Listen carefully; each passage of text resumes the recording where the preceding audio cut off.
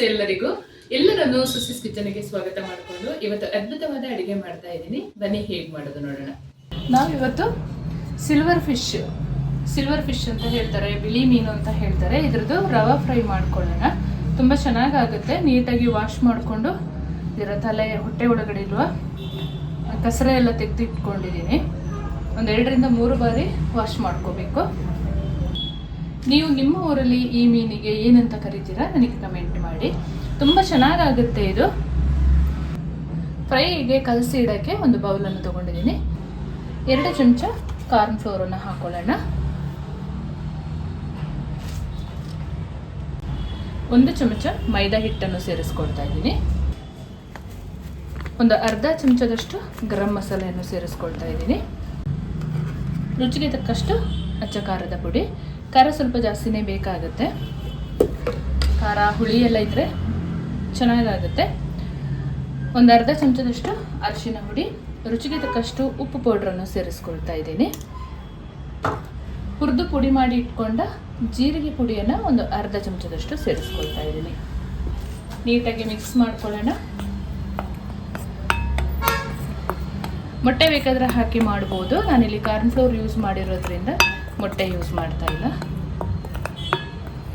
ನಾನಿಲ್ಲಿ ಹುಳಿಗೆ ಎಳ್ಳಿಕಾಯಿ ನೀರನ್ನು ಹಾಕೊಳ್ತಾ ಇದ್ದೀನಿ. ತುಂಬ ರುಚಿ ಕೊಡುತ್ತೆ.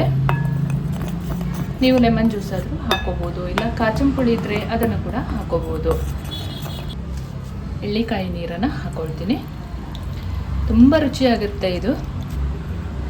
1.5 ಚಮಚದಷ್ಟು ಹಾಕೊಳ್ತಾ ಇದ್ದೀನಿ. ಮೀನಿಗೆಲ್ಲ ಸ್ವಲ್ಪ ಹುಳಿ ಮುಂದೆ ಇದ್ರೇ ತುಂಬ ರುಚಿ ಕೊಡುತ್ತೆ. ಫ್ರೈ ಆಗಿರಲಿ, ಸಾರಾಗಿರಲಿ, ಏನೇ ಆಗಿದ್ರೂ ಹುಳಿ ಸ್ವಲ್ಪ ಮುಂದಿರಬೇಕು. ಸ್ವಲ್ಪ ನೀರು ಹಾಕ್ಕೊಂಡು ಗಟ್ಟಿಯಾಗಿ ಕಲಿಸ್ಕೊಳ್ಳೋಣ.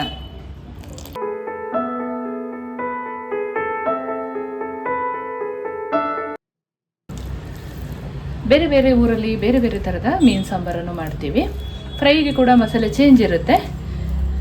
ಎಲ್ಲ ಥರದ ಮೀನು ಫ್ರೈ ಆಗಿರಲಿ, ಮೀನು ಸಾರಾಗಿದ್ರಿ ಟ್ರೈ ಮಾಡ್ಬೋದು. ನಾವು ಟೇಸ್ಟ್ ನೋಡಿಕೊಂಡು ಉಪ್ಪು ಖಾರ ಎಲ್ಲ ನೋಡಿಕೊಂಡು ಮೀನು ಹಾಕಿ ಕಲಸಿ ಒಂದು ಅರ್ಧ ಗಂಟೆ ಇಟ್ಟರೆ ಆಯಿತು.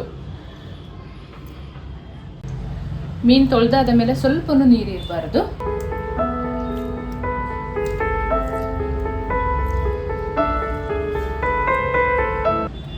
ಎಲ್ಲ ಮೀನು ಹಾಕ್ಕೊಂಡು ನೀಟಾಗಿ ಈ ಥರ ಕಲಸಿ ಇಡೋಣ ಅರ್ಧ ಗಂಟೆ.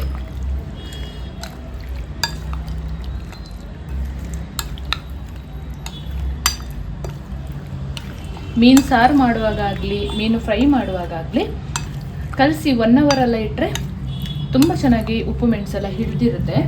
ಆವಾಗ ಫ್ರೈ ಅಥವಾ ಸಾರು ಮಾಡಿದರೆ ತುಂಬ ಚೆನ್ನಾಗಾಗುತ್ತೆ. ರವೆ ತೊಗೊಂಡಿದ್ದೀನಿ, ಚಿರೋಟಿ ರವೆ. ಇದರಲ್ಲಿ ಅದ್ದಿ ತವಾ ಫ್ರೈ ಮಾಡಿಕೊಳ್ಳುವಂಥದ್ದು. ಮೀನು ಕಲಸಿಟ್ಟು 1 ಅವರೇ ಆಗೋಯಿತು. ಅರ್ಧ ಅವರಲ್ಲಿ ಮಾಡ್ಕೊಳ್ತೀನಿ ಅಂತ ಅಂದ್ಕೊಂಡೆ, ಟೈಮ್ ಆಗಲಿಲ್ಲ. ಒಂದು ತವೆ ಇಟ್ಕೊಂಡು 1 ಸ್ಪೂನಷ್ಟು ಎಣ್ಣೆ ಹಾಕ್ಕೊಂಡಿದ್ದೀನಿ. ಕರಿಬೇವನ್ನು ಹಾಕ್ಕೊಳ್ಳೋಣ, ತುಂಬ ಚೆನ್ನಾಗಾಗುತ್ತೆ. ಮೀನು ಮೇಲೆ ಹಾಕಿ ಚೆನ್ನಾಗಿ ಈ ಥರ ರವೆ ಹಾಕಿ ಇಟ್ಕೊಂಡಿರಬೇಕು.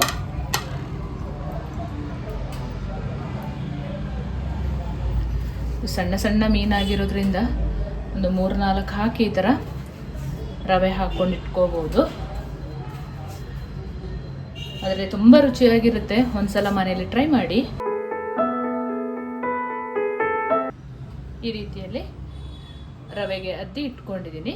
ಇವಾಗ ಒಂದು ತವಾ ಒಲೆ ಮೇಲೆ ಇಟ್ಕೊಂಡು 1 ಟೀ ಸ್ಪೂನಷ್ಟು ಎಣ್ಣೆ ಹಾಕ್ಕೊಂಡಿದ್ದೀನಿ. ಕರಿಬೇವನ್ನು ಹಾಕ್ಕೊಂಡಿದ್ದೀನಿ.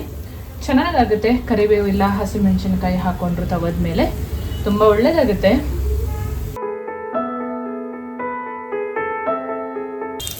ತವಾ ಫ್ರೈಗೆ ಜಾಸ್ತಿ ಎಣ್ಣೆ ಏನೂ ಬೇಕಾಗಲ್ಲ.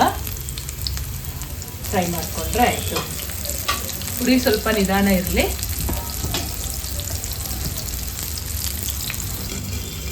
ಒಂದು ಬದಿ ಚೆನ್ನಾಗಿ ಈ ಹದದಲ್ಲಿ ಬೆಂದ ಮೇಲೆ ಉಲ್ಟಾ ಮಾಡಿ ಫ್ರೈ ಮಾಡ್ಕೋಬೇಕು.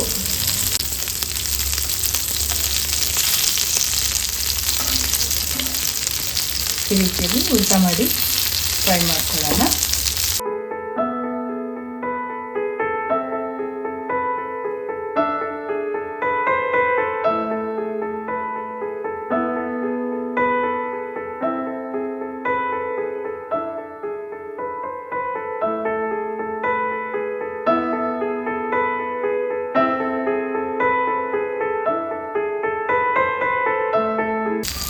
ಸಿಲ್ವರ್ ಫಿಶನ್ನ ಈ ಥರ ತವಾ ಫ್ರೈ ಮಾಡಿಕೊಂಡ್ರೆ ಗರಿ ಗರಿಯಾಗಿ ತುಂಬ ಚೆನ್ನಾಗಿರುತ್ತೆ.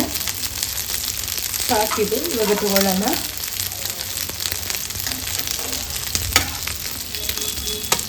ನೋಡಿ, ಈ ರೀತಿಯಲ್ಲಿ ನಮ್ಮ ಸಿಲ್ವರ್ ಫಿಶ್ ಫ್ರೈ ರೆಡಿಯಾಗಿದೆ. ಮಾಡೋದು ತುಂಬ ಸುಲಭ. ನೀವು ಫಸ್ಟ್ ಟೈಮ್ ನನ್ನ ಚಾನಲ್ಗೆ ವಿಸಿಟ್ ಮಾಡಿದರೆ ದಯಮಾಡಿ ಸಬ್ಸ್ಕ್ರೈಬ್ ಮಾಡಿಕೊಂಡು ನಿಮ್ಮ ಫ್ರೆಂಡ್ಸ್ ಆ್ಯಂಡ್ ಫ್ಯಾಮಿಲಿಗೆ ಹೆಚ್ಚು ಶೇರ್ ಮಾಡೋದನ್ನು ಮರಿಬೇಡಿ.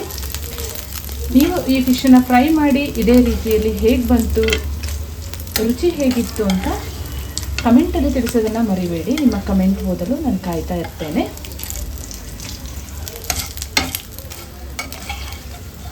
ಈ ಕರಿಬೇವು ಕೂಡ ಎಣ್ಣೆಯಲ್ಲಿ ಫ್ರೈ ಆಗಿರುತ್ತಲ್ಲ, ತಿನ್ನೋಕ್ಕೆ ತುಂಬ ಚೆನ್ನಾಗಿರುತ್ತೆ. ಎಲ್ಲ ಮೀನನ್ನು ಇದೇ ಥರ ಫ್ರೈ ಮಾಡ್ಕೊಳ್ಳೋಣ. ಇದೇ ರೀತಿಯಲ್ಲಿ ಒಮ್ಮೆ ಸಿಲ್ವರ್ ಫಿಶ್ ಫ್ರೈ ಮಾಡಿ, ತವಾ ಫ್ರೈ ಮಾಡಿ, ತುಂಬ ಚೆನ್ನಾಗಿರುತ್ತೆ. ತುಂಬ ಗರಿ ಗರಿಯಾಗಿ ಇರುತ್ತೆ. ಬಿಸಿ ಬಿಸಿ ತಿನ್ನಬೇಕು. ತುಂಬ ಅದ್ಭುತವಾಗಿರುತ್ತೆ. ಒಮ್ಮೆ ಟ್ರೈ ಮಾಡಿ ಹೇಗೆ ಬಂತು ನನಗೆ ಕಮೆಂಟಲ್ಲಿ ತಿಳಿಸೋದನ್ನು ಮರಿಬೇಡಿ. ಮುಂದೆ ಅದ್ಭುತವಾದ ಹೊಸ ಅಡಿಗೆಯೊಂದಿಗೆ ನಿಮ್ಮನ್ನು ಭೇಟಿ ಮಾಡ್ತೀನಿ. ಅಲ್ಲಿವರೆಗೂ ತುಂಬ ಹೃದಯದ ಧನ್ಯವಾದಗಳು.